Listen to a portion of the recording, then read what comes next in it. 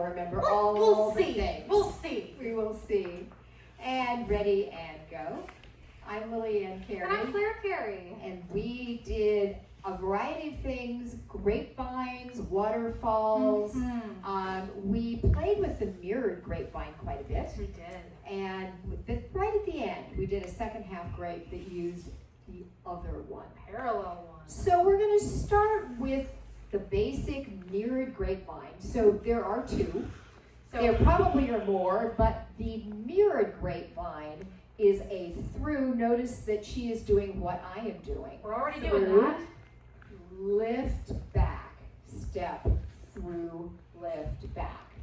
Now, the other one, which you'll see in all sorts of moves, is a parallel, which looks like this. Where the lead is starting going backwards first, which we have to kind of set up if we're heading into that from a basic. And as a matter of fact, if you know that grapevine, you can do that same tuck and turn, which we will get to in a minute.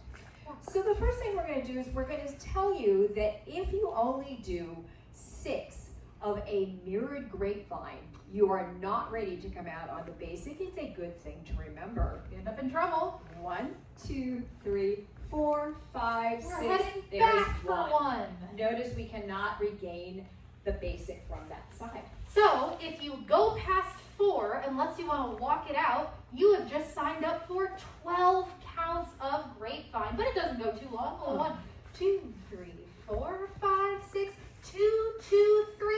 There it is. And there's the basic. We're crossing through, so you can just sail on out. And it's actually, a kind of nice way to go like, ooh, let's go over there. So, right? Absolutely.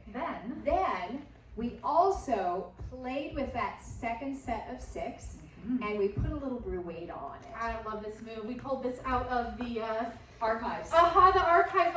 We actually still love doing this one so far. And honestly, I don't remember whether I learned it first from Zachariah or from Richard. To be honest, it could be either. Shout out to both of them. They're both great. Absolutely. So, at the end of 6, because we're going to have to regain a line of dance, we are going to curve around just a little bit. So we've got 2, 3, 4, 5, 6. 1, 2, 3, 4, 5, and a 1. We talked a lot about how that little, dip into the cross is kind of interesting. We're really scooping around and then going into that Prince turn, really using both balls of the feet to come back up. And she's also doing a little foot fudge. So normally, I would be remember we said we were going to be stepping back on that second set. So I have to change what I'm doing. And instead of stepping back, I'm going to step around. So watch it one more time, and then I'll talk about some other things that I'm doing with it. And 1, 2, 3, 4, 5. I step side.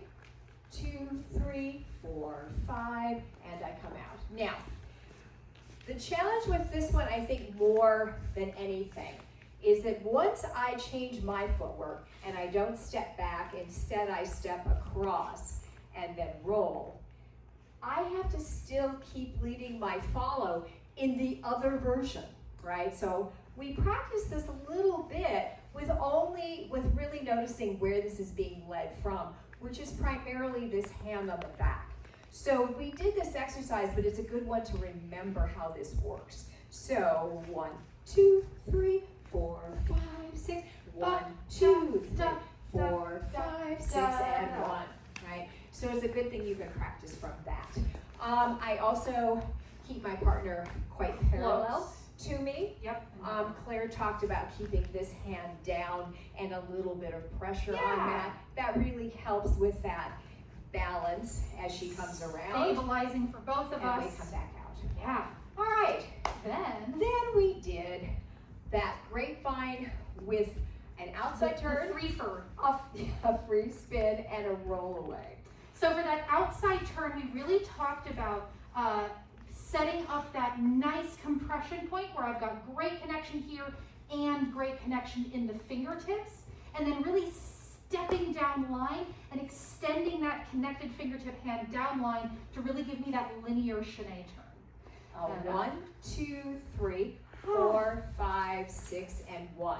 She's keeping a little pressure in my fingertips, I'm squishing the gossamer which bubble. allows me at the end to open us back up at the end. One more time, looks like. And 1, 2, 3, and 4, 5, 6, and 1. And then we said, well, that's really great, but what about a free turn? And in matter of fact, almost any time the follow can do an outside turn, with that chaîné, or even an inside turn with the chaîné. absolutely. You can almost always do a free spin and a roll away. You get the 3 for, which is kind of sweet.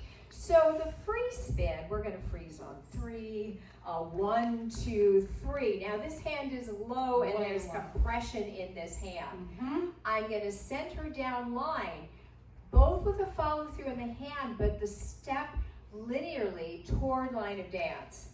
4. Notice this hand is extending down and away. We're not adding any rotation back that way because that's going to make me turn quickly. We really want that travel turn. And then I'm going to pick her up. I want you to notice, follows, how wide she is at the end. That allows me to pick up whatever part of her body I can catch. We talked about opera, ballet, opera. So 1, 2, compress, opera, ballet, opera.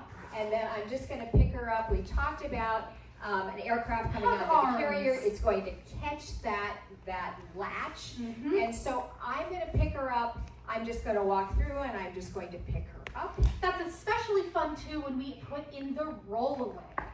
So 1, 2, 3, 4, 5, and I'm going to walk into her and back out. Notice we don't grab, we're really taking our time. She's really thinking about leading the both of us with that extra juicy side step. We're going to peel away. We talked about giving our partner a little bit of breathing room, but really coming and catching up with them. Hey, there you are. And then we can really track each other. It helps if I get a little bit ahead of her so that I'm in a position to cross over back into that basic. That's All right, then. We so said, much fun. well, what if we did something like that, but our follow didn't turn as far as we did, and they ended up behind us. I'm going to take 1, 2, 3, and we're going to go into a backwards zigzag. Now, to get into the backwards zigzag, interestingly enough, she's already in the right place. And we're also not on the right feet. So I just have to float. Here's my basic. 1, right, I normally cross over. 1, 2, 3. But instead I'm going to stay on the inside. She's going to do what's kind of like half a waterfall, but she's going to angle diagonally into the middle. So I'm going to go 1, 2, 3. Notice Claire's position really hasn't changed. I'm going to draw her forward. 4, I'm going to step side. 5, and reorient to the other angle. And then she's going to do it again. 1, push, 2, off. 5, 6. 2, 3, and then we can get out. On the right hand side. I'm going to keep her fairly close. 4, 5, 6. It's the back half of a waterfall. And so the whole piece looks like this. And 1, 2, 3, 4, 5, 6. I'm reaching back from my hips. She's really drawing me back into that lovely 2, space. 3, 4, 5, 6, and 1. Yeah. All right, so then we said we played a little bit. If we noticed that that was very similar to the waterfall, our first 3 steps on a waterfall was 1, 2, 3, back, and then 4, 5, 6. So your mantra is cross, back, back, back, turn partner, turn your partner. So doing a basic and then a waterfall, just for contrast leads, we really recommend that your basics are very relaxed and flowing. We're not adding a big buildup of energy, but with the waterfall, we're trying to get that little bit of zoom at the end. right. So then we said, well, what's one of our favorite things that we can do with the waterfall? And that's, of course, put another grapevine on it. But this time we're being visited by that parallel grapevine. Right, and it is our second half grapes, which means the first part is the waterfall, 1, 2, 3, and then we change it up. So if we just do the first 3 steps, it'll be a 1, 2, 3. Now we're gonna do a 3-step grapevine. I'm already going that way. 4, Easy.